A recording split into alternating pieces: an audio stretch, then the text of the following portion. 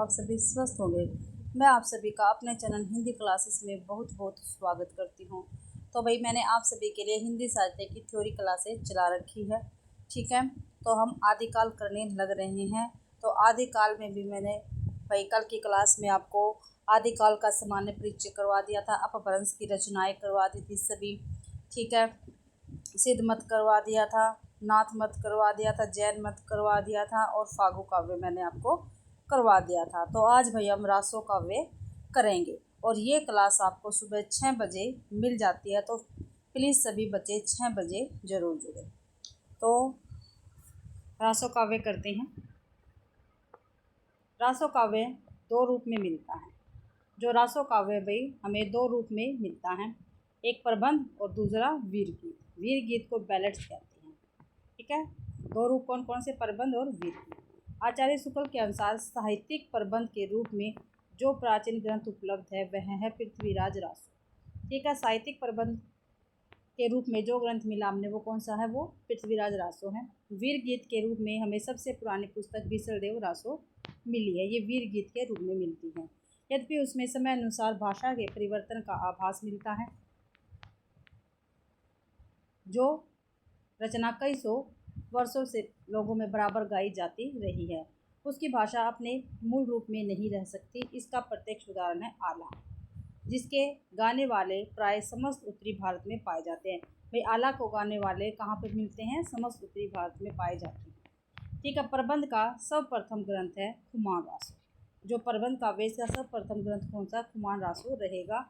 और वीर गीत, वीर काव्य परंपरा का सर्वप्रथम ग्रंथ है बीसलदेव रासो, ये आपको ध्यान रखना है। अब जो प्रमुख रासो ग्रंथ है उनको हम देख लेते हैं, ठीक है। रचना एवं रचनाकाल, उसका रचनाकाल भाई ग्रंथ का, फिर उसका काव्य रूप कैसा है, फिर उससे संबंधित उल्लेखनीय बिंदु जो हमेशा ही पेपर में पूछे जाते हैं। तो पहला है खुमान रासो, ठीक है। ये 19वीं सदी का ग्रंथ है और प्रबंध काव्य है और ये दलपति विजय का ग्रंथ रहेगा भाई। जो खुमान रासो है इसके रचनाकार कौन है, दलपति विजय है। इसमें उल्लेखनीय क्या है देखते हैं। चित्तौड़ नरेश खुमान की वीरता का वर्णन किया गया खुमान रासो में। विशेषतः बगदाद के खलीफा अलमान से युद्ध और विजय का इसमें वर्णन है। मेवाड़ के परवर्ती शासकों महाराणा प्रताप सिंह, राज सिंह का वर्णन है, जिससे लगता है कि यह रचना विक्रम की 17वीं सदी के आसपास की है, किंतु यह बाद में जोड़ा गया है। खुमान रासो में 5000 छंदों का विशाल काव्य, जो खुमान रासो ये भी 5000 छंदों का एक विशाल काव्य है, ठीक है। आचार्य शुक्ल विश्व शिव सिंह सरोज के कथा अनुसार एक अज्ञात नाम भट्ट ने रचाई से, जिसमें श्री रामचंद्र से लेकर खुमान तक के युद्धों का वर्णन था। यह नहीं कहा जा सकता दलपति विजय असली खुमान रासो के रचयिता हैं अथवा उसके पीछे परिशिष्ट का है। तो ये जो कथन है ये रामचंद्र शुक्ल जी का, ये आपको ध्यान रखना खुमान रासो के विषय में है भाई। आगे है विजयपाल रासो, 11वीं सदी की है ये रचना और वीर काव्य है। क्या ये वीर गीत है, विजयपाल रासो क्या है, एक वीर गीत है और नल सिंह भाट की ये रचना रहेगी। यह रचना अनुपलब्ध है, यानी उपलब्ध नहीं हुई है रचना। विजयगढ़ के राजा वीर विजयपाल का प्रस्तुति ग्रंथ है, ये आपको ध्यान रखना है। आगे है बीसलदेव रासो, 12वीं सदी की है भाई और ये वीर काव्य है और 100 पृष्ठों का एक छोटा सा ग्रंथ है, ठीक है। जो बीसलदेव रासो ये 12वीं सदी की रचना है और ये क्या है, एक वीर गीत है और 100 पृष्ठों का एक छोटा सा ग्रंथ है। और बीसलदेव रासो इसके रचनाकार कौन है, नलपति नाल रहेंगे इसके रचनाकार में। जो बीसलदेव रासो यह एक विरह परक संदेश काव्य है। कई बार पूछा गया भाई बीसलदेव कैसा काव्य है, तो ये विरह परक संदेश काव्य है। इसमें अजमेर के राजा चौहान बीसलदेव तथा राजा भोज की पुत्री राजमती के विवाह, वियोग और पुनर्मिलन की कथा है, ठीक है। तो बीसलदेव रासो में क्या है भाई, जो बीसलदेव रासो है, ठीक है, और राजमती है, इनके विवाह है, इनका वियोग है, फिर दोबारा से मिलन की इसमें कथा है, ठीक है। और जो बीसलदेव है ये कहाँ के, अजमेर के राजा है और जो राजमती है यह राजा भोज की पुत्री है। रासो होते हुए भी ये प्रधानतः सिंगारी काव्य है। कौन सा भी, बीसलदेव रासो। हिंदी में सर्वप्रथम 12 मासा का वर्णन इसमें ही मिलता है। जो बीसल देवरासो इसमें में ही क्या है 12 मासा का वर्णन पहली बार हुआ है। राजस्थानी भाषा में रचित है। बीसल देवरासो रानीपन और सामंती जीवन से बंदी मुक्त की अभिव्यक्ति का ग्रंथ है। आगे पृथ्वीराज रासो, ठीक है, 12वीं सदी का है, प्रबंध काव्य है और पिंगल शैली में लिखा हुआ है। क्या है, पिंगल शैली में लिखा हुआ है। और इसके उत्तरार्ध को पुत्र जल्हन ने रचा था। और इसके उत्तरार्ध को पुत्र किसके पुत्र ने, चंद्रबरदाय का पुत्र कौन था, जल्हन, इसने रचा था। ठीक है, आगे है पृथ्वीराज चौहान के शौर्य और वीरता के अलावा संयोगता के साथ उनकी प्रेम कहानी का भी सुंदर वर्णन किया गया है भाई पृथ्वीराज रासो में। ठीक है, जो पृथ्वीराज चौहान है इसकी शौर्य और वीरता का वर्णन तो है, इसके अलावा जो संयोगता है उनके साथ उनकी प्रेम कहानी का भी सुंदर वर्णन किया गया पृथ्वीराज रासो में। ठीक है, 69 समय यानी सरग है इसमें और 68 प्रकार के छंदों का प्रयोग किया गया है। मुख्य छंद है कवित, छप्पे, दूहा, तोमर, त्रोटक, ग्राहा और आर्या। चंद कवि छप्पे छंद के विशेषज्ञ थे वे। जो चंद्रबरदाई जी है ये छप्पे छंद के विशेषज्ञ है, काफ़ी बार पूछा जाता है वे। और वीर और श्रृंगार रस प्रमुख है पृथ्वीराज रासो में। इसका अंगी रस क्या है, वीर रसी माना जाता है। वैसे तो भाई दोनों रसी प्रमुख हैं, लेकिन क्या अंगी रस क्या है, वीर रस है पृथ्वीराज रासो का। अगला है जयचंद्र प्रकाश, ये भट्ट केदार का ग्रंथ रहेगा, 12वीं सदी का ये भी। और ये वीर गीत प्रबंध है, ये वीर गीत प्रबंध भी जयचंद्र प्रकाश। इन दोनों रचनाओं में कन्नौज के सम्राट जयचंद के शौर्य और पराक्रम की कथा का वर्णन होना अनुमानित किया जाता है। ठीक है, दोनों रचनाएं कौन कौन सी है भाई, ये दोनों रचनाएं दे रखी हैं। ठीक है, जयमंग जसचंद्रिका ये मधुकर कवि के, ये 12वीं शताब्दी के और प्रबंध काव्य है। ठीक है, जयचंद्र प्रकाश भट्ट केदार की है, वीर गीत प्रबंध है। और जयमंग जसचंद्रिका मधुकर कवि की, इन दोनों के बारे में ही ये बातें दे रखी हैं। तो ये दोनों रचनाएं क्या है, कन्नौज के सम्राट जयचंद के शौर्य और पराक्रम की कथा का वर्णन होना अनुमानित किया जाता है। दोनों ग्रंथ अप्राय है, ये मिले नहीं है, किंतु सिठापच दयाल दास कृति राठौड़ रिख्यात में इनका उल्लेख है। ठीक है, राठौरा रिख्यात। ठीक है, जो एस्टेट का पेपर हुआ था उसमें जो मैंने अभी पीवाई की सीरीज चला रखी थी आप सभी के लिए, उसमें राठौड़ रिख्यात काफ़ी बार पूछी गई रचना, और ये किसकी है, दयाल दास की है भी। आगे परमार रासो जगनिक की रचना है। जो परमार रासो है किसकी रचना है, जगनिक की। जगनिक परमार रासो के रचनाकार रहेंगे और 13वीं सदी की ये रचना है वे। और ये क्या है, एक वीर गीत है। जो परमार रासो ये क्या है, एक वीर गीत है। क्या उल्लेखनीय है इसमें देखते हैं। महोबा के राजा परमाल देव के 2 वीरों आला और उदल यानी उदय सिंह की वीरता का वर्णन है। पूछा जाता ना भाई, जो परमार रासो है, जो परमार रासो है इसमें किसकी वीरता का वर्णन है, तो भाई आला और उदल की वीरता का वर्णन है। उत्तर प्रदेश में वर्षा ऋतु में आलाखंड के नाम से गाया जाता है। जो परमार रासो है ये आलाखंड के नाम से गाया जाता है उत्तर प्रदेश में। और कब, वर्षा ऋतु में। ये क्वेश्चन बनते हैं, आलाखंड किस ऋतु में गाया जाता है, तो वर्षा ऋतु में गाया जाता है। और कहाँ पे गाया जाता है, तो उत्तर प्रदेश में गाया जाता है।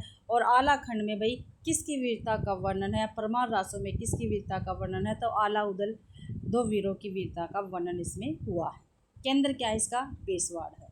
केंद्र क्या रहा है, बेसवाड़ा रहा है। फर्रुखाबाद के तत्कालीन कलेक्टर चार्ल्स इलियट ने सर्वप्रथम 1865 ईस्वी में इसे प्रकाशित करवाया था। ये भी काफ़ी महत्वपूर्ण तथ्य हैं और काफ़ी बार पूछा गया था। भाई कौन सी ऐसी रचना है जिसको फर्रुखाबाद के तत्कालीन कलेक्टर चार्ल्स इलियट ने सर्वप्रथम 1865 ईस्वी में प्रकाशित करवाया था, तो कौन से भाई, परमार रासो या आला खंड, ये आपको ध्यान रखनी है। आगे है भाई रनमल छंद किसकी है, श्रीधर की। किसकी है, रनमल छंद श्रीधर की है। और 14वीं सदी की ये रचना रहेगी। और ये क्या है कि वीर गीत है। जो रनमल छंद है ये क्या है कि वीर गीत है, 14वीं सदी की है, रचना है श्रीधर, इसके रचनाकार रहेंगे। इसमें क्या कुछ है देखते हैं। इडर के राठौड़ राजा रणमल की पाटन के सूबेदार जफर खां पर प्राप्त विजय का वर्णन है भाई। यह 70 छंदों का काव्य ग्रंथ है। ठीक है, 70 छंदों का क्या है, काव्य ग्रंथ है। और राजा रणमल की पाटन के सूबेदार जफर खां पर प्राप्त विजय का वर्णन किया गया है। ठीक है, रणमल छंद में। और सारंगधर कृत हम्मीर रासो 14वीं सदी भी रासो काव्य है। जो हम्मीर रासो, ये भी क्या एक रासो काव्य है और 14वीं सदी में लिखा गया था। और सारंगधर की ये रचना रहेगी जो अनुपलब्ध है। ठीक है, क्या है, ये अनुपलब्ध है भाई।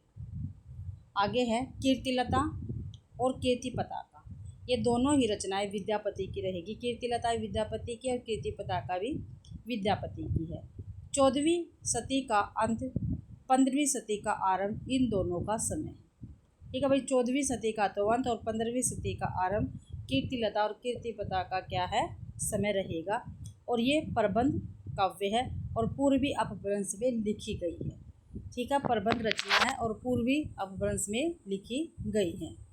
अब इसमें विशेष क्या है ये देख लेते हैं। जो कीर्तिलता है, कीर्तिलता में भी तिरहुत के राजा कीर्ति सिंह द्वारा अपने पिता का बदला लेने का वर्णन है। क्या भाई, तिरहुत के राजा कीर्ति सिंह द्वारा अपने पिता का बदला लेने का वर्णन है। ऐतिहासिक महत्व, जौनपुर नगर का यथार्थ वर्णन क्या का भाई, जौनपुर नगर का यथार्थ वर्णन किया गया है। कवि ने इसे स्वयं कहानी कहा है। क्या कहा कवि ने, कहानी कहा है। स्वयं इसकी भाषा को अव्वट कहा है। इसकी रचना भृंग भृंगी संवाद में हुई है। ये किसके विषय में बात हो रही है, कीर्तिलता के विषय में बात हो रही है। जो विद्यापति है उन्होंने अपनी कीर्तिलता को क्या कहा है, कहानी कहा है। और इसकी रचना की भाषा, जो कीर्तिलता है इसकी भाषा को विद्यापति ने अव्वट कहा है। और जो कीर्तिलता है इसकी रचना भृंग भृंगी संवाद में हुई है। और जौनपुर नगर का इसमें यथार्थ वर्णन है। और तिरहुत के राजा कीर्ति सिंह द्वारा अपने पिता का बदला लेने का भी इसमें वर्णन है भाई कीर्तिलता में। अब जो कीर्ति पताका है इसमें देखते क्या है, ये भी अपर्याप्त है। तिरहुत के राजा शिव सिंह की प्रशस्ति है ये। ठीक है, तिरहुत के राजा शिव सिंह के बारे में ही। अब भाई रासो शब्द की उत्पत्ति के संदर्भ में अब बात करेंगे हम रासो शब्द की उत्पत्ति के संबंध में। तो प्रस्तोता और मूल शब्द भाई किसने कौन से शब्द से रासो शब्द की उत्पत्ति मानी है। तो देखते हैं, जो गारसा दत्तासी हैं। ठीक है, गारसा दत्तासी ने राजसूय से क्या है, रासो शब्द की उत्पत्ति मानी है। राजसूय से ये का पेपर में पूछे जाते हैं। हरप्रसाद शास्त्री ने राजयश से मानी है रासो शब्द की उत्पत्ति। आचार्य रामचंद्र शुक्ल ने रसायन से, रास से या रासो से, इन तीनों से ही रामचंद्र शुक्ल जी ने रासो की उत्पत्ति मानी है। नंद दुलारे वाजपेयी ने रास से मानी है। हजारी प्रसाद द्विवेदी ने रासक या उपरूपक से मानी है। रामस्वरूप चतुर्वेदी ने राउस का रस से रासों की उत्पत्ति मानी है। दशरथ शर्मा ने रासक से मानी है भी रासों की उत्पत्ति। माता प्रसाद गुप्त ने भी रासक से ही। गणपति चंद्र गुप्त ने रासक से, रासा से, रासो, रासु, फिर रासो। ठीक है, रासक से रासा, फिर रासा, फिर रासु, फिर रासो बना भाई। काशी प्रसाद जायसवाल ने रहस्य से रासो शब्द की उत्पत्ति मानी है। आगे पृथ्वीराज रासो जो हमने ऊपर देखी है, ये किसकी रचना है, चंद्रबरदाई की रचना है। और इसके विषय में हम यहाँ पे कुछ मुख्य बिंदु पढ़ेंगे। तो देखते हैं, पृथ्वीराज रासो चंद्रबरदाई जी की रचना रहेगी। मिश्र बंधुओं ने लिखा है, हिंदी का वास्तविक प्रथम महाकवि चंद्रबरदाई को ही कहा जा सकता है। ये भी मिश्र बंधुओं ने ही लिखा है, हिंदी का वास्तविक प्रथम महाकवि चंद्रबरदाई को ही कहा जा सकता है। आचार्य रामचंद्र शुक्ल ने ये हिंदी के प्रथम महाकवि माने जाते, कौन भाई, चंद्रबरदाई। और इनका पृथ्वीराज रासो हिंदी का प्रथम महाकाव्य है। देखो, हिंदी का प्रथम महाकाव्य तो आचार्य रामचंद्र शुक्ल जी ने कहा, और हिंदी का वास्तविक प्रथम महाकाव्य ये मिश्र बंधुओं ने कहा। ये थोड़ा सा डिफरेंस है, ये आपको देखकर चलना है भाई, पेपर में हम इन्हीं से कंफ्यूज होते हैं। आगे है रामस्वरूप चतुर्वेदी। ठीक है, पृथ्वीराज राउस हिंदी की अपनी महाकाव्य परंपरा की बड़ी उपयुक्त प्रस्तावना है। हिंदी का चरित्र पहली बार ही बड़े मोहक रूप में भाषा और संवेदना के दोनों स्तरों पर इसमें निखर कर आया है। तो रामस्वरूप चतुर्वेदी जी ने कहा है भाई रासो, ये पृथ्वीराज रासो के विषय में। आगे, वस्तुतः हिंदी में चंद को छंदों का राजा कहा जा सकता है। क्या भाई हिंदी में चंद को छंदों का राजा कहा जा सकता है, ये किसने कहा है? ये हजारी प्रसाद द्विवेदी और राम नामवर सिंह ने कहा है भाई, दोनों ने ही कहा है, हजारी प्रसाद द्विवेदी और नामवर ने। अगर ऑप्शन ए इनमें से एक आ रखा है तो वो भी हमारा ठीक होगा, और दोनों आ सकते हैं तो बोथ में हमारा आंसर जाएगा। आगे है, शिव सिंह सेंगर ने चंद्रबरदाई को छप्पों का राजा कहा है। ठीक है, तो चंद्रबरदाई को छप्पों का राजा किसने कहा? तो शिव सिंह सेंगर ने कहा, आपको ध्यान रखना है। बच्चन सिंह, यह एक राजनीतिक महाकाव्य है, दूसरे शब्दों में राजनीति की महाकाव्यात्मक त्रासदी है। बच्चन सिंह ने क्या कहा है भाई? यह क्या है? एक राजनीतिक महाकाव्य है, दूसरे शब्दों में राजनीति की महाकाव्यात्मक त्रासदी है। इसमें रासो काव्यों के साथ साथ चरित्र काव्य, कथा काव्य,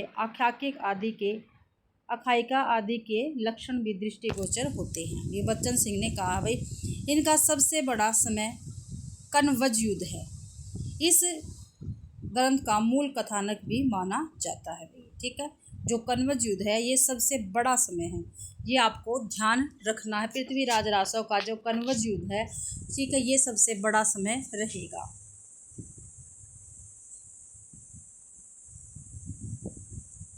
आगे है भाई, कैमास वध नामक खंड में मंत्री कैमास के कामाद हो जाने और इस कारण पृथ्वीराज का उसका वध करने का कथानक वर्णित हुआ है। कैमास नामक खंड में, ठीक है, इनके मंत्री कैमास के कामांध, ठीक है, काम में अंधे हो जाने और पृथ्वीराज रासो का उसका वध करने का क्या है इसमें वर्णन है। पृथ्वीराज रासो का रचनाकार और मूल रूप सर्वाधिक विवादित है भाई। जो पृथ्वीराज रासो इसका रचनाकार और इसका मूल रूप क्या है, हमेशा ही विवादित रहा है।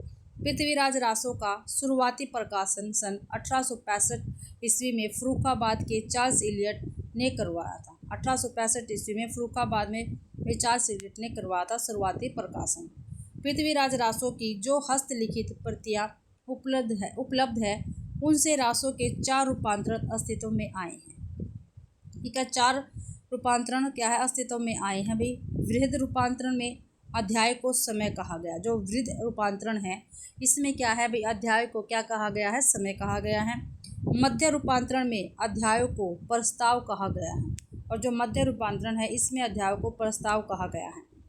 ठीक है, लघुतम रूपांतरण में अध्याय को खंड कहा गया है, ये पेपर में पूछे जा सकते हैं भाई। ठीक है, वृहद रूपांतरण में समय कहा गया अध्याय को, मध्य रूपांतरण में प्रस्ताव कहा गया अध्याय को, लघुतम रूपांतरण में अध्याय को खंड कहा गया है, लघुतम रूपांतरण में अध्यायों का विभाजन नहीं है। ठीक है भाई, आगे है, पृथ्वीराज रासो में यात्राओं के प्रमुख 3 हेतु है। ठीक है, यात्राओं के बीच में हेतु बताए गए हैं, यानी कारण बताए गए हैं। यात्राओं के प्रमुख 3 कारण है भाई। एक है मृगया यानी आखेट, दूसरा विवाह, तीसरा है रण यानी युद्ध। तो ये 3 यात्राओं के कारण बताए गए हैं, किस किस कारण से यात्राएं हुई। एक तो आखेट के कारण से यानी मृगया के कारण से, दूसरा विवाह के कारण से यात्रा हुई, तीसरा युद्ध के कारण से यात्रा हुई गई। ये हमें ध्यान रखना है। डॉक्टर दशरथ शर्मा तथा मीनाराम रंगा ने पृथ्वीराज रासो की भाषा को अपभ्रंश और पुरानी राजस्थानी बताया। ठीक है, जो दशरथ शर्मा है और मीनाराम रंगा है, इन्होंने पृथ्वीराज रासो की भाषा को अपभ्रंश और पुरानी राजस्थानी बताया। ठीक है, पृथ्वीराज रासो की भाषा का प्रथम अध्ययन श्री गाउस ने किया है। ठीक है, जो पृथ्वीराज रासो है भाई इसकी भाषा का प्रथम अध्ययन किसने किया था, तो श्री गाउस ने किया था। क्वेश्चन में बनने वाला क्वेश्चन है, पेपर में बिल्कुल बनने वाला क्वेश्चन है भाई। सन 1973 ईस्वी के रॉयल एशियाटिक सोसाइटी के जर्नल में प्रकाशित अपने लेख में उन्होंने रासो की भाषा को 12वीं शताब्दी के साहित्यिक प्रयुक्त होने वाली ब्रज भाषा माना है। ठीक है, तो श्री राउस ने क्या माना है, पृथ्वीराज रासो की भाषा को ब्रज भाषा माना, जो 12वीं शताब्दी के साहित्य में प्रयुक्त होती थी भाई। चंद्रबरदाई डॉक्टर सुमन राजे पृष्ठ 83 से ये लिया गया है। आगे है, इस काव्य के अधिकांश छंद प्राकृत अपभ्रंश युग के हैं। इसके मूल रूप का परिणय 12वीं शताब्दी में हुआ होगा, जबकि इन छंदों का बोलबाला था। चंद ऐसे ही छंदों के राजा कहे जाते हैं। ठीक है, ये डॉक्टर विपिन बिहारी त्रिवेदी ने कहा है। आगे पृथ्वीराज की भाषा, पृथ्वीराज रासो इसकी भाषा देखते हैं। चंद्रबरदाई ने इसकी भाषा को पृथ्वीराज रासो की भाषा को भी षष्ठ भाषा कहा है। गारसा दत्तासी ने कन्नौजी भाषा कहा है। डॉक्टर टेसी टरी ने पश्चिमी हिंदी कहा है। टेसी टरी ने क्या कहा? पश्चिमी हिंदी कहा। दशरथ शर्मा एवं मनीराम रंगा ने अपभ्रंश या पुरानी राजस्थानी यानी रासक या उपरूपक कहा है भाई पृथ्वीराज की भाषा को। तो इनमें से भाई पूछा जा सकता है भाई पृथ्वीराज रासो की भाषा को गारसा दत्तासी ने क्या कहा? तो कन्नौजी कहा है। डॉक्टर टेसी टरी ने पृथ्वीराज रासो की भाषा को क्या कहा है? तो पश्चिमी हिंदी कहा है। ठीक है, ऐसे ही पूछा जा सकता है पृथ्वीराज रासो की भाषा को दशरथ शर्मा एवं मनीराम रंगा ने क्या कहा? तो क्या कहा भी? अपभ्रंश या पुरानी राजस्थानी रासक उपरूपक कहा है। ठीक है, ऐसे ही पूछा जा सकता है पृथ्वीराज रासो की भाषा को चंद्रबरदाई ने क्या कहा? तो षट भाषा कहा है। ये आपको ध्यान रखना है। आगे है भाई विद्वान इसकी प्रमाणिकता को लेकर इस प्रकार विभाजित है। ठीक है, जो पृथ्वीराज रासो भाई वह 3 प्रकार से विभाजित है।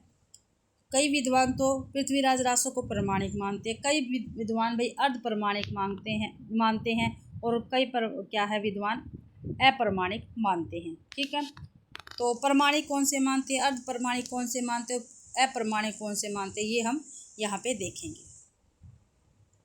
ठीक है, प्रमाणिक देख लेते हैं।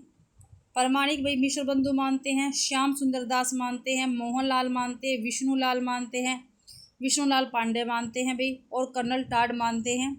तो ये भाई प्रमाणिक मानते हैं। कितने हैं ये? 1 2 3 4 5। जो 5 विद्वान हैं ये प्रमाणिक मानते हैं पृथ्वीराज रासो को भाई। मिश्र बंधु, श्याम सुंदर दास, मोहनलाल, विष्णुलाल पांडे और कर्नल टाड। और पेपर में पूछा जाता है भाई ये क्वेश्चन, तो प्लीज़ आप इसको कहीं पर नोट कर सकते हैं। अर्ध प्रमाणिक कौन कौन से मानते हैं? तो मुनिजिन विजय पृथ्वीराज रासो को अर्ध प्रमाणिक मानते हैं। हजारी प्रसाद द्विवेदी भी अर्ध प्रमाणिक मानते हैं। डॉक्टर सुनीति कुमार चटर्जी भी अर्ध प्रमाणिक मानते हैं। डॉक्टर दशरथ ओझा भी क्या है? अर्ध प्रमाणिक मानते हैं। अब भाई अप्रमाणिक, जो इसको अप्रमाणिक मानते हैं भाई ये बिल्कुल भी प्रमाणिक नहीं है। तो वो कौन से हैं? डॉक्टर वुलर है जो अप्रमाणिक मानते हैं। रामचंद्र शुक्ल है ये भी अप्रमाणिक मानते हैं भाई। मुंशी देवी प्रसाद भी अप्रमाणिक मानते हैं। कविराज श्यामलाल दास ये भी अप्रमाणिक मानते हैं। ठीक है, और गौरी शंकर, हीरा चंद्र ओझा ये भी अप्रमाणिक मानते हैं भी पृथ्वीराज को भी, पृथ्वीराज रासो को। तो देख लो भाई ये विद्वान है, ये विद्वान और ये विद्वान, किसी ने प्रमाणिक माना, किसी ने अप्रमाणिक और किसी ने अप्रमाणिक। आगे देखते हैं। इस विवाद से संबंधित मुख्य बिंदु इस प्रकार है भाई। सर्वप्रथम डॉक्टर वुलर ने 1875 ईस्वी में ज्ञानकृत पृथ्वीराज विजय के आधार पर पृथ्वीराज रासो को अप्रमाणिक घोषित किया।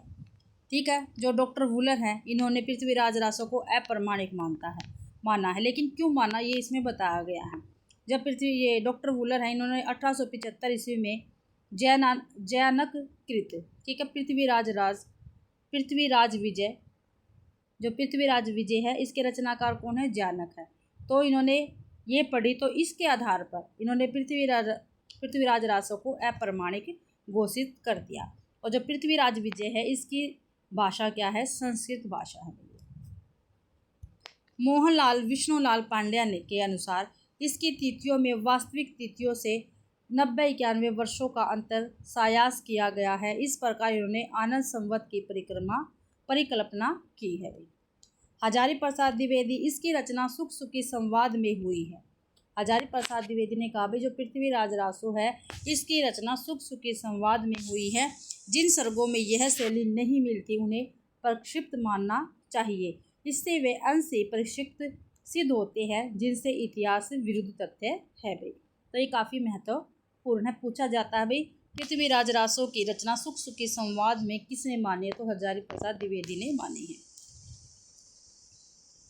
आगे है आदिकालीन काव्य ग्रंथों में कथा कहने की परंपरा को लक्ष्य करके हजारी प्रसाद द्विवेदी ने पृथ्वीराज रासो के संदर्भ में लिखा। तो क्या लिखा है ये देखते हैं पृथ्वीराज रासो के संबंध में। तो क्या लिखा भाई? कथा की परीक्षा इतिहास की दृष्टि से नहीं है। जो कथा है इसकी परीक्षा इतिहास की दृष्टि से नहीं है, काव्य की दृष्टि से होनी चाहिए। पुरानी कथाएं काव्य ही अधिक है, इतिहास वे एकदम नहीं है। ठीक है भाई, जो पुरानी जो कथाएं हैं या रचनाएं हैं वो क्या है, इतिहास बिल्कुल नहीं है, वो केवल काव्य ही है, ये कहा है।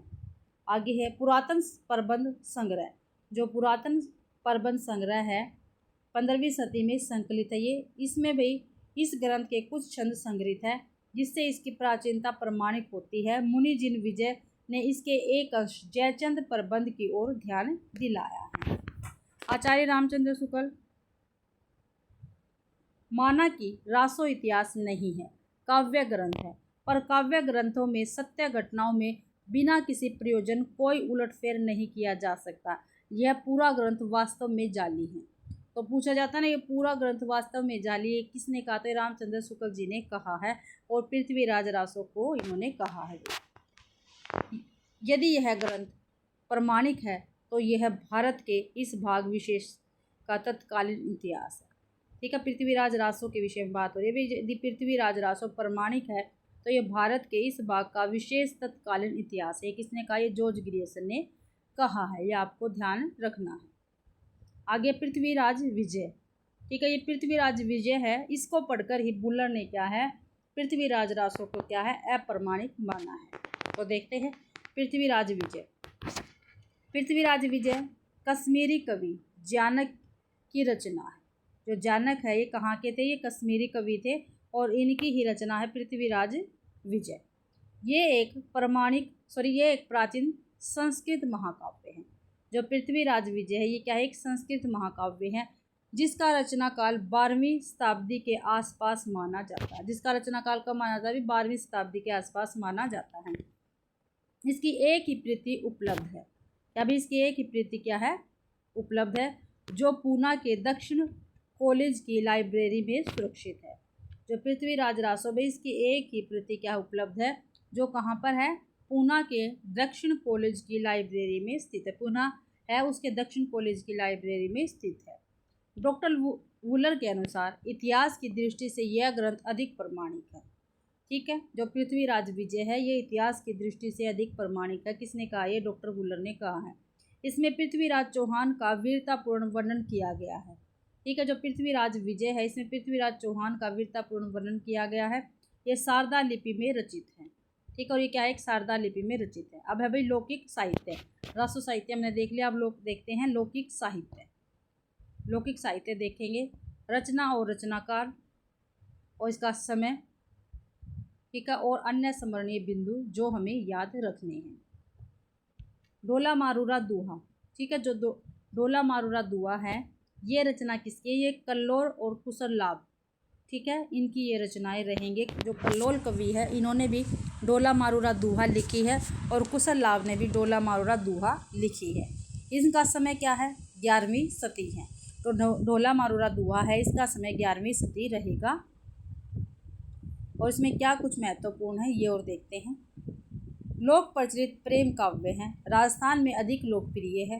राजकुमार डोला और राजकुमारी मारवणी की कथा है।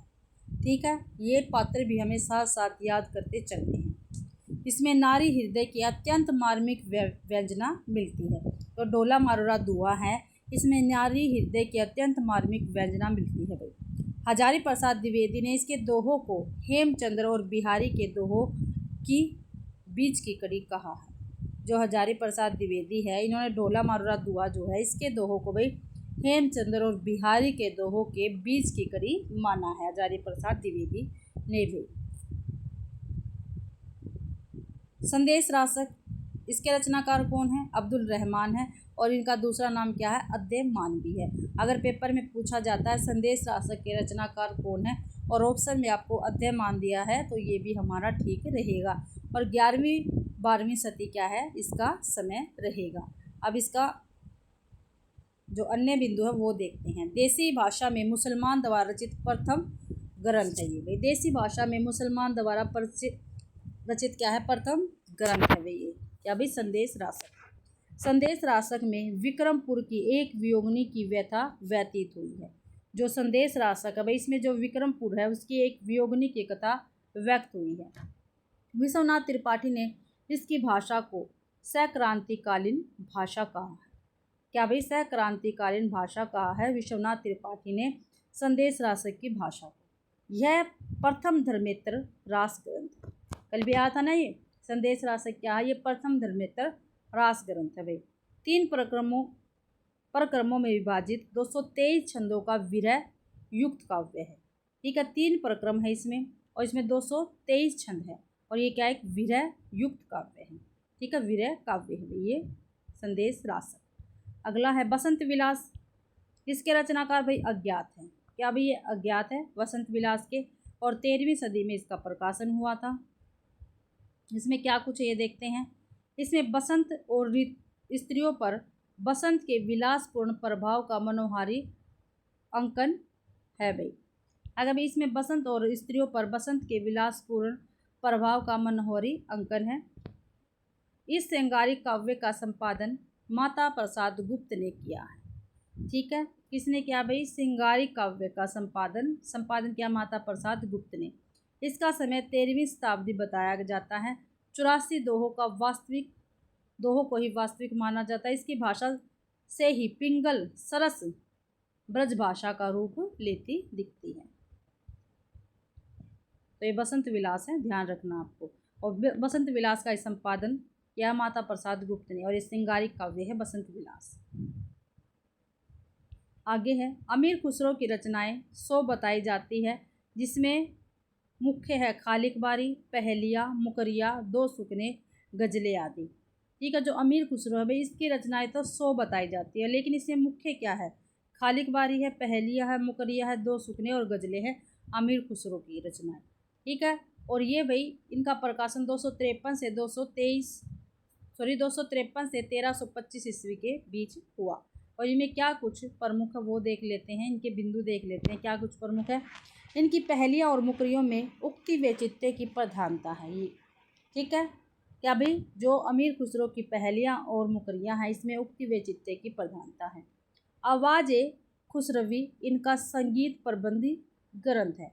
जो आवाज़ खुसरवी है ये इनका संगीत संबंधी ग्रंथ है।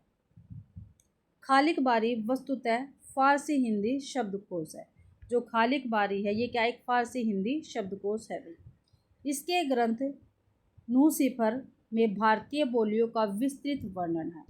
ठीक है, जो ये ग्रंथ है इसमें नूसिफर में जो इनका ग्रंथ है नूसिफर, इसमें भारतीय बोली का विस्तृत वर्णन किया गया है, भाषा विज्ञान कहा गया है भाई इसको।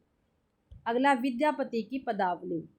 ठीक है, विद्यापति की पदावली, इसके रचनाकार है विद्यापति और 14वीं शताब्दी में इसका प्रकाशन हुआ था।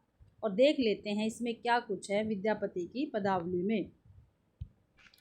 तो भाई श्रृंगार भक्तिपरक मुक्तक काव्य है। जो विद्यापति की पदावली है वो क्या है, श्रृंगार भक्तिपरक क्या है, एक मुक्तक काव्य है जिसके पदों की मादकता को निराला ने नागिन की लहर कहा है। ठीक है, जो भाई विद्यापति की पदावली है यानी पदावली है, इसकी पदों की मादकता के कारण, ठीक है, पदों की मादकता के कारण निराला ने नागिन की लहर कहा है भाई विद्यापति की पदावली को। पेपर में पूछा जाता है भाई नागिन की लहर निराला जी ने विद्यापति की कौन सी रचना का तो पदावली को कहा है। राम वृक्ष बेनीपुरी ने विद्यापति की पदावलियों को जीव और परमात्मा के संबंध का रूपक माना है। जो राम वृक्ष बेनीपुरी जी है इन्होंने विद्यापति की पदावलियों को जीव और परमात्मा के संबंध का रूपक माना है, ये हमें ध्यान रखना है। आगे है उपयुक्त चारों काव्य ग्रंथों एवं कवियों की भाषा प्राकृत की रूढ़ियों से बहुत कुछ या लगभग मुक्त ही है, जबकि तीनों ग्रंथ गद्य ग्रंथों की भाषा पर प्राकृत की रूढ़ियों का प्रभाव मिलता है। किनका मिलता है, प्राकृत की रूढ़ियों का प्रभाव मिलता है। गद्य के तीनों ग्रंथों से आश्रय हैं राउल बेल, उक्ति व्यक्ति प्रकरण और वर्ण रत्नाकर। ढोला मारूरा दोहा मूलतः दोहे में रचित है। जो ढोला मारूरा दोहा है ये दोहे में रचित है। इसमें 14वीं सदी में कुशल लाभ कवि ने कुछ चौपाइयाँ जोड़ी थी। कब जोड़ी थी भी, 14वीं सदी में जो कुशल लाभ कवि है इन्होंने कुछ चौपाइयाँ जोड़ी थी भाई। आगे है अमीर खुसरो के बारे में देखते हैं। अमीर खुसरो को खड़ी बोली हिंदी का प्रथम कवि माना गया है। जो अमीर खुसरो है भाई खड़ी बोली का प्रथम कवि माना जाता है इनको। इनका नाम अबुल हसन था। जो अमीर खुसरो इनका नाम क्या था, अबुल हसन था और इनके गुरु निजामुद्दीन औलिया थे। काफ़ी बार पेपर में पूछा गया है ठीक है। जो अमीर खुसरो का वास्तविक नाम क्या है, तो अबुल हसन है। ठीक है। हिंदी का खड़ी बोली का प्रथम कवि कौन है, तो अमीर खुसरो है। जो अमीर खुसरो है इनके गुरु का क्या नाम है, तो निजामुद्दीन औलिया है भाई इनके गुरु का नाम। संगीत में ये कव्वाली, तराना, गायन शैली और संगीत के जन्मदाता माने जाते हैं। ठीक है। कव्वाली, तराना, गायन शैली और सितार के जन्मदाता कौन माने जाते हैं, तो अमीर खुसरो माने जाते हैं। ये आपको ध्यान रखना है। अमीर खुसरो को निम्न उपाधियों से नवाजा गया था, तो कौन कौन सी उपाधियाँ ठीक अमीर खुसरो को प्राप्त हुई थी, ये देखते हैं। तोता-ए हिंद अलाउद्दीन खिजली द्वारा। ठीक है। तोता-ए हिंद अमीर खुसरो को ही कहा जाता है, और ये उपाधि किसने दी थी अमीर खुसरो को, तो अलाउद्दीन खिजली ने दी थी भाई। कवियों में राजकुमार। ठीक है। अमीर खुसरो को ही ये उपाधि मिली थी, कवियों में राजकुमार। प्रसिद्ध इतिहासज्ञ डॉक्टर ईश्वरी प्रसाद द्वारा ये उपाधि अमीर खुसरो को दी गई थी। अवधि का प्रथम कवि डॉक्टर राम कुमार वर्मा ने कहा है अमीर खुसरो को। भाई अवधि का प्रथम कवि भी अमीर खुसरो को ही कहा जाता है, और ये किसने कहा है, डॉक्टर राम कुमार वर्मा ने कहा है। इन्होंने स्वयं को तूतीय हिंद यानी हिंदुस्तान की तूती कहा है। ठीक है। अमीर खुसरो ने अपने आप को तूतीय हिंद कहा है, यानी हिंदुस्तान की तूती कहा है। ये काफ़ी बार क्वेश्चन पेपर में आ चुका है। अमीर का खिताब ये अलाउद्दीन खिजली द्वारा दिया गया था अमीर खुसरो को। आगे हैं, खुसरो के बारे में प्रेमचंद्र लिखते हैं। ठीक है। खुसरो के बारे में भी प्रेमचंद्र लिखते हैं। खुसरो ने खालिक बारी की रचना करके हिंदुस्तान की नींव रखी थी। इस ग्रंथ की रचना में कदाचित उसका यही अभिप्राय होगा कि जनसाधारण की आवश्यकता के शब्द उन्हें दोनों ही रूपों में सिखलाए जाए, जिसमें उन्होंने अपने रोज़मर्रा के कामों में सहूलियत हो जाए। प्रेमचंद्र के श्रेष्ठ निबंध संपादक सत्य प्रकाश मिश्र से है भैया। आगे विद्यापति पंडित हरि मिश्र के शिष्य थे। जो विद्यापति है भाई वो पंडित हरि मिश्र के शिष्य थे, यानी विद्यापति के गुरु का क्या नाम है, हरि मिश्र नाम रहेगा। और इनका समय भाई 1360 से 1450 ईस्वी तक था भाई। बिस्फी गांव के थे ये, दरभंगा। ठीक है। विद्यापति का जन्म कहाँ था, दरभंगा के बिस्फी गांव में, और तिरहुत के राज दरबार से जुड़े हुए थे। कौन भाई, विद्यापति। आगे है भाई, इन्होंने 3 भाषाओं में 14 ग्रंथों की रचना की। जो विद्यापति है इन्होंने भाई 3 भाषाओं में 14 ग्रंथों की रचना की थी। और देखते हैं 3 भाषाएं कौन कौन सी थी। एक तो संस्कृत थी इनकी, एक अवध थी और एक मैथिली थी। तो संस्कृत में जो विद्यापति के ग्रंथ है वो देख लेते हैं, क्योंकि पेपर में ये पूछे जाते हैं। तो शैव सर्वस्व सार ये भी विद्यापति का, गंगा वाक्यावली विद्यापति का, दुर्गा भक्त तरंगिणी ये भी विद्यापति का है, भू परिक्रमा विद्यापति का, दान वाक्यावली विद्यापति का है ये, और संस्कृत भाषा का है पुरुष परीक्षा, विभाग सार, लिखनावली, गया पतलक, वर्णकृत्य। ठीक है। तो ये संस्कृत में विद्यापति के ग्रंथ रहेंगे। अवध में है कीर्तिलता और कीर्ति पताका, ये 2 ग्रंथ जो है ये अवध भाषा में रहेंगे। और मैथिली में पदावली है गोरक्ष विजय, और गोरक्ष विजय क्या है, इनका नाटक है, ये मैथिली भाषा में है भाई। आगे है गोरक्ष विजय का गद्य भाग संस्कृत है और पद्य भाग मैथिली में है। जो गद्य भाग है वो तो भाई संस्कृत में है गोरक्ष विजय का, और जो पद्य भाग वो मैथिली भाषा में रहेगा। कीर्तिलता ऐतिहासिक चरित्र काव्य, जो कीर्तिलता है ये ऐतिहासिक चरित्र काव्य है। विद्यापति पदावली का संपादन राम वृक्ष बेनीपुरी ने किया है। जो विद्यापति की पदावली है इसका संपादन राम वृक्ष बेनीपुरी ने किया। भाई किसने किया, राम वृक्ष बेनीपुरी ने किया है, ये आपको ध्यान रखना है। संपादन विद्यापति की पदावली अत्यंत प्रसिद्ध है। यह भक्तिपरक रचना है या संगारिक, इसे लेकर विद्वान अभिभिन्न वर्गों में विभक्त है। इसके संदर्भ में उल्लेख बिंदु इस प्रकार है। ठीक है। ये कहा गया भाई जो विद्यापति की पदावली है ये भक्तिपरक है, यह श्रृंगारिक है। इसको लेकर भी विद्वानों में काफ़ी सारे मत हैं और विभिन्न मत हैं। पदावली में प्रार्थना और नचारी के अंतर्गत पदों में दुर्गा, गंगा, जानकी, शिव कृष्ण की आराधना गीत है, अतः बहुत से विद्वान इन्हें भक्त कवि कहते हैं। ठीक है भाई। जो पदावली है इसमें प्रार्थना और नचारी के अंतर्गत पदों में क्या है भाई, जो पद है इनके इसमें दुर्गा भी है, गंगा भी है, जानकी भी है, शिव भी है, कृष्ण की आराधना गीत भी है इसमें, यानी दुर्गा के गीत भी गाए गए पदावली में, गंगा के भी, जानकी के भी, शिव के भी और कृष्ण की भी आराधना के गीत इसमें है गए। अतः बहुत से विद्वान इन्हें भक्त कवि कहते हैं, किनको, विद्यापति को, पदावली के कारण। मिथिला में इन्हें कोई वैष्णव भक्त कवि नहीं मानता, जबकि बंगाल में मानते हैं। ठीक है, जो मिथिला है इसमें तो भाई इनको विद्यापति को कोई वैष्णव भक्त नहीं मानता, बल्कि क्या है, बंगाल में इनको वैष्णव भक्त मानते हैं। रामचंद्र शुक्ल के अनुसार विद्यापति के पद अधिकतर श्रृंगार के ही हैं, जिसमें नायिका और नायक राधा कृष्ण हैं। इन पदों की रचना जयदेव के गीत काव्य के अनुकरण पर ही शायद की गई हो। इनका माधुर्य अद्भुत है। विद्यापति शैव थे। क्या थे भाई? विद्यापति शैव थे, ये आपको ध्यान रखना है। विद्यापति को कृष्ण भक्तों की परंपरा में नहीं समझना चाहिए, यह आचार्य रामचंद्र शुक्ल जी का कथन है भाई। या भी विद्यापति को शैव, जो भी विद्यापति को कृष्ण भक्तों की परंपरा में नहीं समझना चाहिए, वो शैव थे। ये रामचंद्र शुक्ल जी ने किया विद्यापति के विषय में। विद्यापति के कवि रूप के संदर्भ में विद्वानों के मत। ठीक है, कवि रूप के संदर्भ में भी विद्वानों के मत देखते हैं जो विद्यापति के थे भाई। सो कोई विद्यापति को श्रृंगारिक मानता, कोई भक्त मानता है, कोई रहस्यवादी कवि मानता है। तो देख लेते हैं कौन कौन से कवि इनको श्रृंगारिक मानते हैं, कौन भक्त मानते हैं, या कौन विद्वान इनको रहस्यवादी मानते हैं। तो देखते हैं श्रृंगारिक जो विद्यापति को श्रृंगारिक मानते हैं वो विद्वान कौन कौन से हैं। तो हरप्रसाद शास्त्री है जो विद्यापति को श्रृंगारिक मानते हैं, रामचंद्र शुक्ल भी श्रृंगारी मानते हैं, सुभद्रा झा भी श्रृंगारी, राम कुमार वर्मा भी और राम वृक्ष बेनीपुरी भी। तो ये जो विद्वान है ये विद्यापति को श्रृंगारिक कवि मानते हैं। भक्त कवि कौन कौन मानते हैं विद्यापति को, देख लेते हैं विद्वान कौन कौन से वो। तो बाबू ब्रजनंदन साहा विद्यापति को भक्त कवि मानते हैं, श्याम सुंदर दास भी भक्त कवि मानते हैं, हजारी प्रसाद द्विवेदी भी भक्त कवि मानते हैं। अब रहस्यवादी कवि कौन मानता विद्यापति को, कौन कौन से विद्वान मानते हैं। तो जॉर्ज ग्रियर्सन जो है ये रहस्यवादी मानते हैं भी विद्यापति को। नागेंद्र नाथ भी जो है, नागेंद्र नाथ गुप्त, ये भी रहस्यवादी मानते हैं विद्यापति को। और जनार्दन मिश्र भी रहस्यवादी मानते हैं विद्यापति को भी।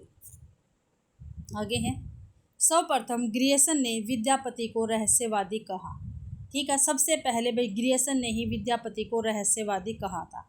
इनका संबंध शैव संप्रदाय से था। हिंदी में इन्हें कृष्ण गीति परंपरा का प्रवर्तक माना जाता है। ठीक है, क्या भाई हिंदी में इनसे कृष्ण गीति परंपरा का प्रवर्तक माना जाता विद्यापति को, और वैसे ये शैव संप्रदाय से थे भाई। जबकि हरप्रसाद शास्त्री ने इन्हें पंचोदेव उपासक माना है। ये क्वेश्चन पेपर में काफ़ी बार पूछा गया भाई, विद्यापति को पंचोदेव उपासक किसने माना, तो हरप्रसाद शास्त्री ने माना है। और रहस्यवादी कवि सर्वप्रथम विद्यापति को ग्रियर्सन जी ने कहा है। तो ये हमें ध्यान रखना है। बच्चन सिंह ने इन्हें जातीय कवि कहा है। ठीक है, विद्यापति को भी जातीय कवि किसने कहा है, बच्चन सिंह ने कहा है। ये काफ़ी महत्वपूर्ण पेपर में पूछा गया है। निराला ने पदावली के पदों को नागिन की लहर कहा है। जो निराला है, ठीक है, विद्यापति की जो पदावली है इनके पदों को नागिन की लहर निराला जी ने ही कहा है। हजारी प्रसाद द्विवेदी ने श्रृंगार रस के सिद्ध वाक कवि कहा है। ठीक है, विद्यापति को भी श्रृंगार रस के सिद्ध वाक कवि किसने कहा, तो हजारी प्रसाद द्विवेदी ने कहा है। विद्यापति को मैथिल कोकिल, अभिनव जयदेव, कवि शेखर, कवि कंठाहार, कवि रंजन, खेलन कवि, दशावधान, पंचायन इत्यादि उपाधियों से विभूषित किया गया था। और पेपर में एक नाम दे के पूछ लिया जाता, मैथिल कोकिल भाई कौन से कवि को कहा जाता है, तो विद्यापति को कहा जाता है। अभिनव जयदेव किसको कहा जाता है, विद्यापति को। कवि शेखर किसको कहा जाता है, विद्यापति को कहा जाता है। कवि कंठाहार किसको कहा जाता है, विद्यापति को कहा जाता है। कवि रंजन विद्यापति को, खेलन कवि विद्यापति को, दशावधान विद्यापति को, पंचानन विद्यापति को। ठीक है, ये उपाधियां सभी विद्यापति को मिली हुई थी। आनंद कुमार स्वामी ने विद्यापति की पदावली को जीव और परमात्मा के संबंध का रूपक माना है। जो आनंद कुमार स्वामी हैं, ठीक है, इन्होंने विद्यापति की जो पदावली है उनको जीव और परमात्मा के संबंध का रूपक माना। ये आपको ध्यान रखना, जीव और परमात्मा के संबंध का रूपक पदावली को किसने माना, तो आनंद कुमार स्वामी ने माना है। भाई अब विविध देखते हैं, क्या कुछ अलग है इनसे विविध है, तो देख लेते हैं। आदिकाल के विषय में आचार्य शुक्ल ने, जो रामचंद्र शुक्ल जी हैं, इन्होंने सिद्धनाथ और जैन साहित्य को सांप्रदायिक शिक्षा मात्र कहकर वीर गाथा काल में सम्मिलित नहीं किया था। ठीक है, जो सिद्धनाथ और जैन साहित्य है इनको सांप्रदायिक शिक्षा मात्र कहा था। तो सांप्रदायिक शिक्षा मात्र सिद्धनाथ और जैन साहित्य को किसने कहा? तो आचार्य रामचंद्र शुक्ल जी ने कहा है। ठीक है, वीर गाथा काल में फिर इनको सम्मिलित नहीं किया है भाई, किंतु हजारी प्रसाद द्विवेदी ने उसे आदिकाल में स्वीकार कर लिया है। ठीक है, जो रामचंद्र शुक्ल जी ने स्वीकार नहीं किया था वो हजारी प्रसाद द्विवेदी ने स्वीकार कर लिया। आगे पृथ्वी चंद्र की मार्त का प्रथम अक्षरा दोहरा को प्रथम बावनी काव्य कहा जाता है। पृथ्वी चंद्र जी एक है, इनकी रचना कौन सी है? मात्र का प्रथमाक्षरा दोहरा को प्रथम बावनी काव्य कहा जाता है। डिंगल शब्द का सर्वप्रथम प्रयोग जोधपुर के कवि राजा बाकीदास की कुकवि बत्तीसी में हुआ है। कुकवि बत्तीसी किसकी है? ठीक है, बाकीदास की रचना रहेगी। ये राजा है बाकीदास और कहाँ के? जोधपुर के। ठीक है, संवत 1817 में इसका प्रकाशन हुआ था। किसका? कुकवि बत्तीसी का। बाकीदास जी की रचना रहेंगी और डिंगल भाषा में है। आगे है चरचरी एवं चाचरी आदिकालीन काव्य रूप है। क्या भी? चरचरी एवं चाचरी आदिकालीन क्या है? ये काव्य रूप है। हरिभद्र सूरी कृत समराइच में इसका प्राचीनतम प्रयोग मिलता है भाई। ठीक है, जो चरचरी और चाचरी है इसका आदिकालीन काव्य रूप है। ठीक है, और हरिभद्र सूरी है इनकी रचना है समराइच कहा। इनमें भी चरचरी और चाचरी का प्राचीनतम उपयोग हुआ है। आगे है जगत सुंदरी प्रयोगमाला। क्या भी? जगत सुंदरी प्रयोगमाला एक वैदिक ग्रंथ है। क्या है? एक वैदिक ग्रंथ है। इसके रचयिता ज्ञात नहीं है। जो इसके रचयिता वो याद नहीं है भाई। ठीक है, आपको ध्यान रखना है। ये क्या? एक वैदिक ग्रंथ है। पूछा जा सकता है जगत सुंदरी प्रयोगमाला क्या है? तो ये एक वैदिक ग्रंथ है। दोहा चौपाई छंद में भगवत गीता का अनुवाद करने वाला हिंदी का प्रथम कवि भूवाल है वे। ठीक है, दोहा चौपाई छंद में भगवत गीता का अनुवाद करने वाला हिंदी का प्रथम कवि भूवाल है। मिश्र बंधुओं ने मिश्र बंधु विनोद के प्रथम संस्करण में प्रारंभिक काल के अंतर्गत 19 कवियों को स्थान दिया है। ठीक है, जो मिश्र बंधु विनोद है इन्होंने अपने मिश्र बंधु विनोद के प्रथम संस्करण में प्रारंभिक काल यानी आदिकाल में के अंतर्गत भाई 19 कवियों को ही स्थान दिया है।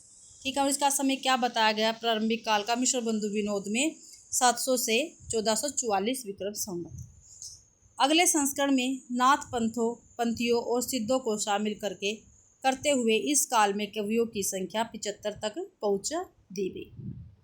आगे है गद्य साहित्य। जो गद्य साहित्य है इसको देखते हैं। इसके रचनाएं हैं, समय है और अन्य स्मरणीय बिंदु हैं।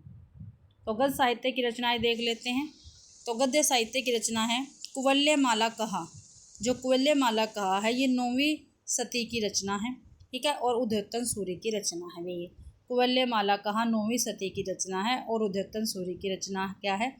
और इसके उल्लेखनीय बिंदु देखते हैं जो स्मरणीय, जो हमें याद रखने हैं। यह आरंभिक उल्लेख गद्य ग्रंथ अपनी भाषा के कारण चर्चित है। इसमें कुछ एक स्थानों पर उस समय की सामान्य प्रचलित भाषा का सुंदर रूप मिलता है। आगे है राउल बेल 10वीं सदी की है। रोड़ा कवि की रचना है भैया। ठीक है, रोड़ा कवि की गद्य कृति है राउल बेल 10वीं सदी की है। इसमें क्या कुछ हमें याद रखने योग्य वो देखते हैं। जो राउल बेल है ये एक शिलांकित कृति है एवं गद्य पद्य मिश्रित चंपू काव्य है। क्या है? गद्य पद्य मिश्रित क्या है? ये एक चंपू काव्य है। इसमें राउल नामक नायिका का नक्सिक वर्णन है।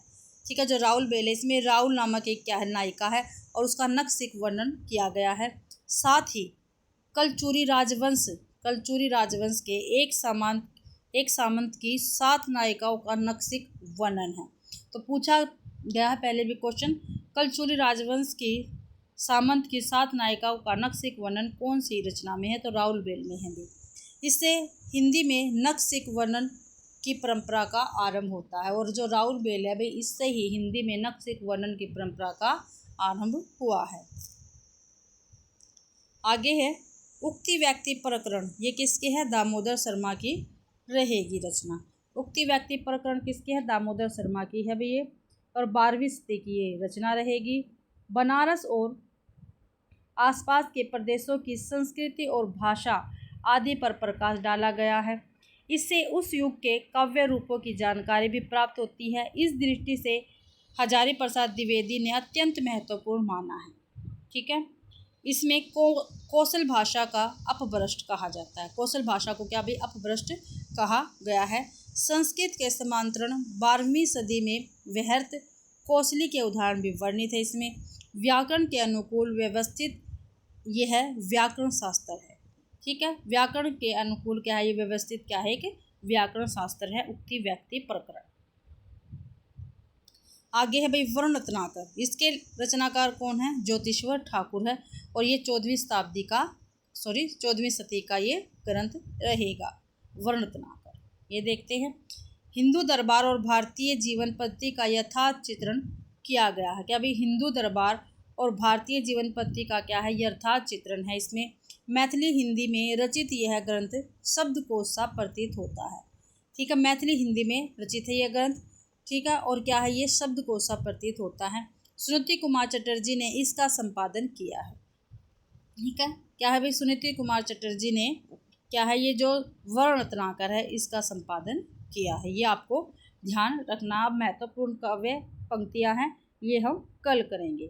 ठीक है, महत्वपूर्ण काव्य पंक्तियां कल करेंगे भाई। तो आज की क्लास भाई यहीं पे हमारी समाप्त होती है। आशा करती हूँ भाई आप सभी को क्लास पसंद आई होगी। अगर आप सभी को क्लास पसंद आती है तो प्लीज़ क्लास को ज़्यादा से ज़्यादा शेयर करें, लाइक करें और कमेंट करना बिल्कुल भी ना भूलें, क्योंकि भाई मेरे अब लाइक भी नहीं बढ़ते हैं और मेरे सब्सक्राइब भी नहीं बढ़ रहे हैं। तो प्लीज़ आप मेरे चैनल को ज़्यादा से ज़्यादा शेयर करें, ठीक है, और लाइक करें और चैनल को सब्सक्राइब जरूर करें। चैनल जो टेलीग्राम चैनल है उसको भी आप ज्वाइन करें। ठीक है, आप सभी का मेरी क्लास देखने के लिए बहुत बहुत धन्यवाद।